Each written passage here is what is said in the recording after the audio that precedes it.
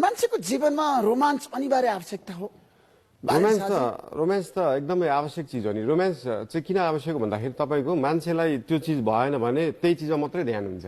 अनि त्यो चिज मान्छेको पुरा भयो भने बल्ल अरू चिजतिर ध्यान गर्न सक्छ भन्ने चाहिँ एउटा साइन्टिस्टहरूले पनि भनेको कुरा हो। मान्छेलाई त्यो चिज चाहिँ पुरा छ भने बल्ल अरूतिर जान सक्छ नि त, त्यो कुरा हो। अब रोमाञ्चको परिभाषा तपाईँले गरिरहँदाखेरि हजुर हजुर प्रेम, विवाह, सेक्स हजुर आजको पुस्ताको लागि आवश्यक छ। आजको पुस्ताको लागि भन्दा पनि त्यो सबै पुस्ताको लागि आवश्यक, तपाईँको लागि आवश्यक छ, मेरो लागि, सबैको लागि आवश्यक चिज हो। किनभने त्यो चिज तपाईँको त्यो नेचर हो नि त। नेचरलाई तपाईँले आफ्नो प्रकृतिलाई त्यो त परिवर्तन गर्न सक्दैन नि मान्छेले।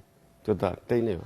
आजको पुस्ता, हिजोको पुस्ता, भोलिको सबैलाई चाहिन्छ, सबैलाई चाहिन्छ। हजुर त्यसमा एउटा गीत गाउनुहोस्, प्रेमकै बारे, रोमाञ्चकै बारे गाउनुहोस् त। गीत गाएरै मार्नु। एकदम रमाइलो। 32 गुण सम्पन्न तिमी, सुन्दरता कि खानी तारा र जुन, फिक्का तिम्रो सामु तिमी रानी बाजा र धुन, बच्चा हुँदा म तिम्रो अगाडि माला चाहिँ हुल, देख्छु सधैँ म तिम्रो पछाडि, दिवस गाडीमा चढी रातो साडी झ्यापारी लगाउँला, जीवनको खोलामा बगौँला, एक आपसलाई सगौला, मर्दको छोरो गहुँ गोरो अरू केटा भगौडा, समाउन मेरो हात मायाको मात म सधैँ दिन्छु, रौदिन एक रात सधैँको साथ, दुःख बिर्सिन्छौ, छातीमा ट्याटु छैन, मुटुमा माया गाडा छ, सादा छ मनमा बाधा छ, किनकि माया आधा भन तिमी मेरो कृष्ण, अनि तिम्रो राधा, तिम्रो माया भए पुग्छ, माग्दिन म भात धरी, यति धेरै माया दिन्छु थाक्दिन म रातभरि।